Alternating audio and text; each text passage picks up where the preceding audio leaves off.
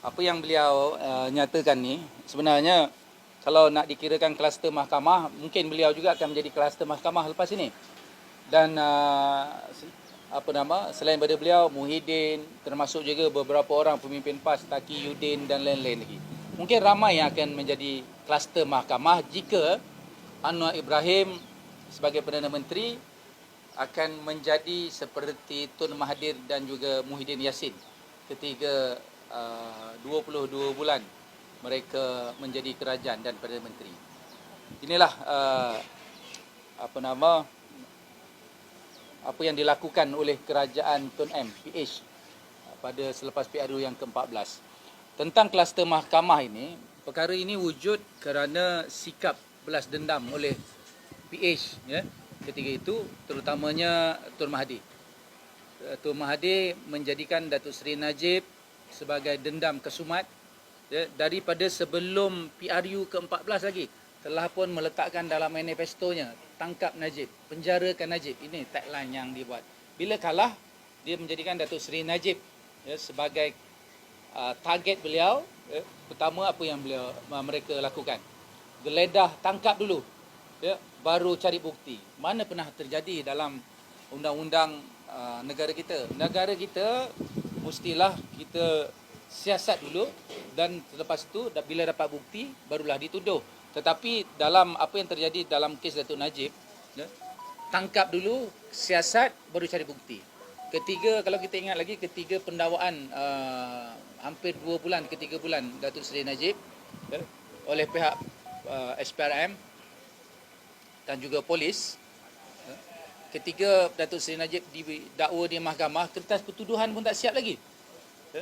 Kertas pertuduhan dan lain-lain dokumen itu masih lagi dalam pen drive, belum sempat di print lagi. IO pegawai yang menyiasat kes ini belum sempat menyiapkan lagi laporan. Kerana didesak, maka mereka lakukan pertuduhan. Jadi pertuduhan yang terpilih. Begitu juga dengan kes Datuk Seri Zahid Hamidi. Ketiga selepas pemilihan UMNO, PRU yang ke-15, selepas PRU yang ke-15 diadakan pemilihan UMNO.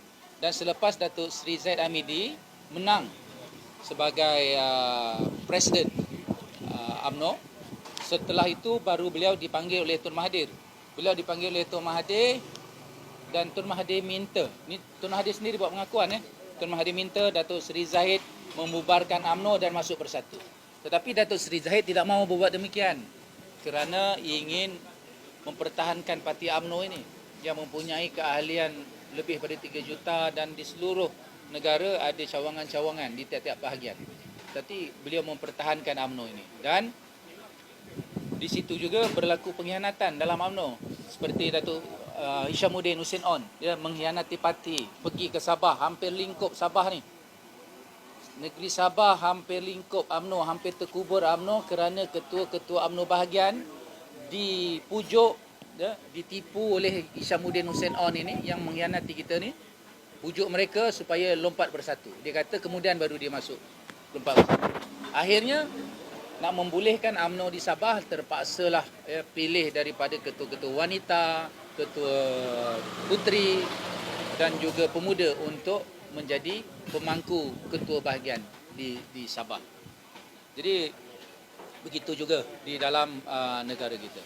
Jadi bila dalam sesuatu parti ada pengkhianat, ada dalang, seperti Hishamuddin Hussein On ini, berlakulah dialah yang push Hishamuddin yang jolok Tun Mahathir dan pemimpin Bersatu supaya Charles Zahid, dia kononnya akan take over. Dia masa bertanding, dia tak nak bertanding, dia takut kalah.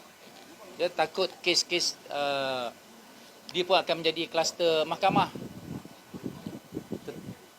Ketiga, Datuk Seri Zahid diarahkan oleh Tun Mahathir untuk membubarkan parti. Beliau tidak mahu berbuat demikian. Setelah 2 minggu setelah perjumpaan itu, maka Datuk Seri Zahid di-charge dengan 81 pertuduhan. Padahalnya 2 pertuduhan je pun. Tetapi nak digambarkan kepada rakyat, kepada masyarakat bahawa Datuk Seri Zahid ini seorang yang korup, rasuah, salah guna kuasa. 81 kes. Dijadikan tajuk yang lain-lain. Diubah sikit, dipindah sikit jadi 81. Kalau kita lihat, satu pertuduhan di Shah Alam, 42 pertuduhan di Shah Alam, tetapi kalau kita lihat balik hanya satu pertuduhan yang sama. Ya. Satu pertuduhan yang sama gugur, 42 lagi habis. Jadi ini yang berlaku. Kluster mahkamah ini sengaja mereka cipta. Mereka yang setuju masuk, yang lompat katak, ya, masuk ahli-ahli parlimen, lompat pergi bersatu, disucikan oleh mereka. Seperti Mas Riyati, Ketua Puteri UMNO dahulu, Ketua Puteri UMNO sebelum itu. Menyelewengkan jutaan ringgit duit daripada akaun UMNO. Lompat, tak jadi dituduh.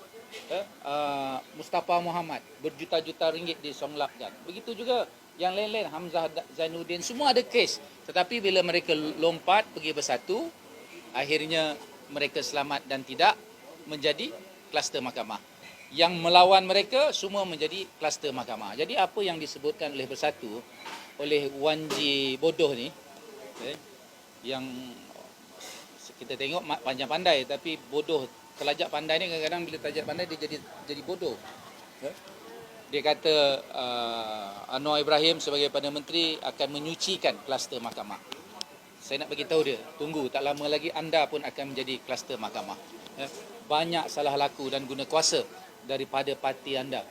Dan kita nak soal juga Tan Sri Muhyiddin, 625 bilion duit ketiga mahkamah tidak bersidang, diletakkan negara kita dalam darurat COVID, darurat kesihatan. Beliau membelanjakan sesuka hati perbelanjaan yang tidak pun dibahas dalam parlimen. Jadi walaupun ada akta dalam akta darurat tersebut, kalau kita lihat pada pilihan raya kali ini, betapa mewahnya mereka berbelanja. Seperti di Sungai Besar, saya tidak ada masalah, ni saya kalah, tetapi saya ingin mempersoalkan mana mereka duit. Dia tabur untuk 10,000 orang pengundi muda RM200 seorang pada hari Jumaat, hari terakhir. Dan tabur RM200 tiap-tiap rumah supaya orang tidak keluar mengundi kepada orang-orang yang berumur, orang-orang UMNO. Mereka lihat, ya, mereka ni pun daripada UMNO, saya pun tak tahu macam mana mereka ni boleh dapat maklumat, ya. Mereka bagi songlap RM200.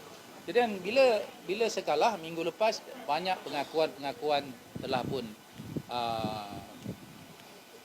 mereka datang menyampaikan kepada mereka. Siap menangis lagi seorang makcik tu. Dia kata, saya tak sangka, dia kata UMNO boleh kalah, saya boleh kalah. Sedangkan UMNO ni dah berkhidmat bertahun-tahun, walaupun bukan wakil rakyat, kita pun dah buat serve kepada rakyat. Jadi dia kata dia menyesal ambil 200 dan dia tak keluar mengundi. Jadi perkara-perkara ini kita nak persoalkan mana datangnya Cikgu Muslimin ni semewah dan kaya raya ni. Dulu dia cikgu je pun, kan, cikgu sekolah rendah je, dan bekerja dekat PPD, and then jadi SUSK kepada arwah Tan Sri Norah. Tiba-tiba kali ni punyalah mewah, kan. Jadi saya dah arahkan satu jadual kuasa untuk memfailkan salah laku pilihan raya kepada YB Muslimin dalam tempoh sebelum 21 hari, ya, yang akan datang. Jadi berbalik kepada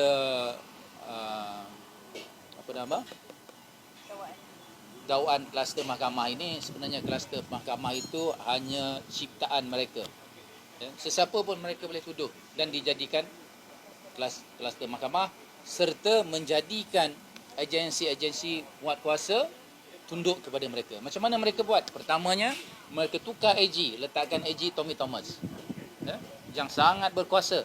Tukar pula ketua pengarah SPRM, letakkan Latifah Koyak. Keduanya tukar lagi, mengangkat ketua polis negara, orang yang dah pencen bertahun-tahun tiba-tiba menjadi ketua polis negara. Jadi perkara-perkara ini mereka lakukan, dan mereka boleh arahkan orang-orang yang mereka lantik, ketua-ketua, kepala-kepala daripada agensi ini, untuk menuduh sesuka hati, ya, membuka kes-kes yang tidak sepatutnya, dan mengaibkan pemimpin-pemimpin daripada UMNO dan menjadikan mereka kluster mahkamah. Jadi inilah yang berlaku sebelum ini, dan jangan terkejut, ya, selepas ini banyak lagi kluster mahkamah akan timbul daripada Perikatan Nasional, kerana memang mereka yang melakukan jenayah sesuka hati ini. Jadi kepada PN, sabar dan tunggu. Ya, anda akan menjadi kluster mahkamah selepas ini. Terima kasih.